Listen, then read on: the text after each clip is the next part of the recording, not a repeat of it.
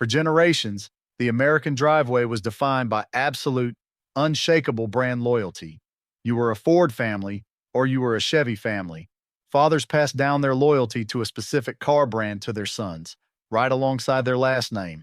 If you bought a specific brand of truck in 1980, you kept buying that exact same brand for the next 40 years because you trusted the badge on the grill.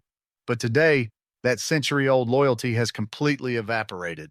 Right now, millions of Americans are actively blacklisting some of the biggest, most historically famous car brands in the world. They are completely refusing to buy them. For years, the automakers tried to blame this on the economy, or changing consumer tastes, or the transition to electric vehicles. But the real reason is finally out. The American public has discovered the dark, internal engineering philosophy of these legacy brands. Automakers did not just forget how to build reliable cars, they intentionally transitioned their entire business model. They stopped being car companies, and they became parts and service financing companies. And today, we are going to expose exactly how specific car brands betrayed the American public and why millions of buyers are walking away from them forever. The first reason millions of people are blacklisting these brands is the discovery of the engine-out engineering scam. In the past, if a water pump or a timing chain failed, a local mechanic would open the hood, reach down, unbolt the part, and replace it. It cost you a few $100s. But certain major legacy brands realize that if the car is easy to fix, the dealership service center does not make any money. So they instructed their engineers to completely redesign the engine layout. They took parts that are guaranteed to fail, like water pumps and timing chains, and they buried them at the absolute back of the engine block, pressed tightly against the metal firewall of the cabin. They designed the vehicle so that it is physically impossible to reach the broken part. Now, when a $50 water pump starts leaking on your modern American SUV, the mechanic cannot just replace it. They have to put the vehicle on a lift, unbolt the entire cab, completely separate the body from the frame, or drop the entire engine out of the bottom of the car. A simple replacement part now requires 25 hours of intense labor. Your $300 repair bill is suddenly a $4,000 nightmare. The brand engineered the car specifically to force you into a catastrophic labor bill the moment the factory warranty expires. When a father realizes his brand new truck was designed to financially ruin him over a $50 piece of plastic, his lifelong brand loyalty dies in an instant. If you are disgusted by automakers engineering vehicles specifically to trap you in massive repair bills, hit the subscribe button right now.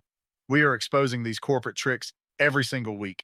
The second reason buyers are completely boycotting specific brands is the reality of the known time bomb.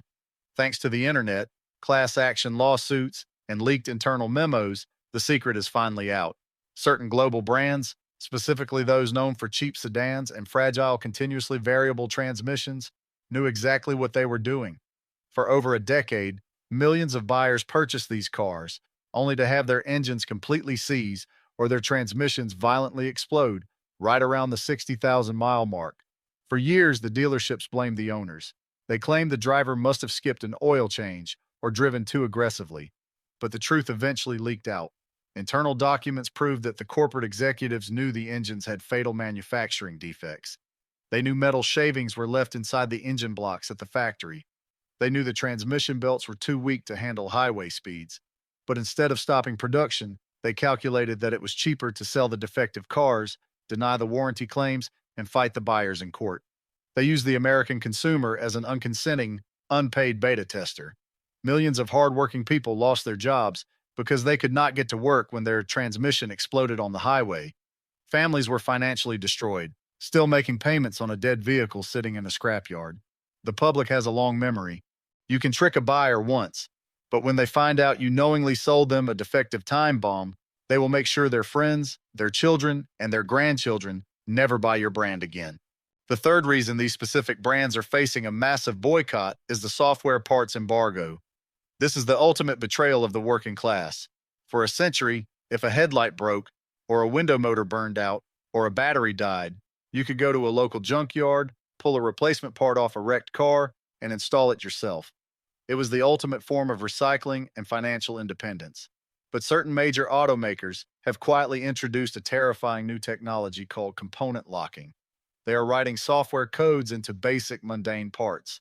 Now, if you take a perfectly good steering rack or a power seat module from a wrecked car and plug it into your car, the vehicle's computer will reject it.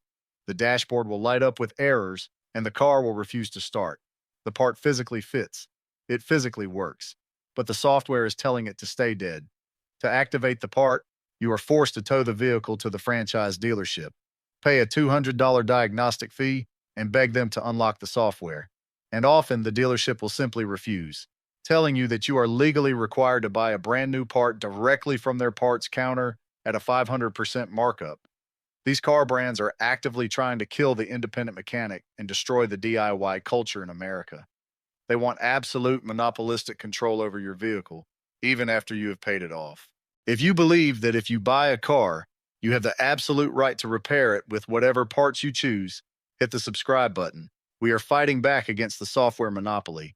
But the final reason, and the most humiliating reality that has caused millions to avoid these brands, happens at the trade-in desk.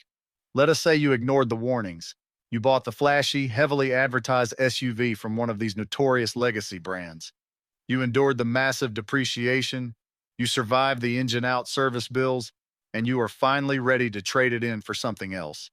You take it to a dealership, hand them the keys, and wait for your appraisal. The manager comes back, slides a piece of paper across the desk, and offers you a number that is so insultingly low, it takes your breath away. You ask them why the vehicle is worth absolutely nothing. And here's the ultimate irony. The dealership manager will look you in the eye and tell you that your brand of vehicle is known for catastrophic engine failure and terrible reliability. They will tell you that they do not even want your car on their lot. They're just going to send it straight to a wholesale auction because it is a massive liability. Think about the absolute insanity of that moment. The dealership network that sold you the car, the brand that promised you reliability and adventure, is now telling you that their own product is toxic garbage. They know it is a ticking time bomb, and they refuse to take the financial risk of holding it. They expect you to absorb 100% of the loss. This is why the great brand consolidation is happening right now. Millions of Americans are abandoning the flashy legacy brands that betrayed them. They are throwing away generations of brand loyalty, and they are consolidating around the 2 or 3 brands that actually respect the engineering process. They are flocking to brands that still use reliable, naturally aspirated engines, brands that still use traditional, proven transmissions, brands that still allow independent mechanics to fix their vehicles. The era of buying a car just because of the badge on the hood is completely dead. The American consumer has become hyper-educated, ruthless, and completely unforgiving. The legacy brands that built their empires on planned obsolescence, service traps, and software locks are currently watching their sales numbers collapse, and they have nobody to blame but themselves. Drop a comment below and let us know. What is one car brand you will absolutely never buy again? And what was the catastrophic failure that made you blacklist them forever? Sound off in the comments, and we will see you in the next investigation.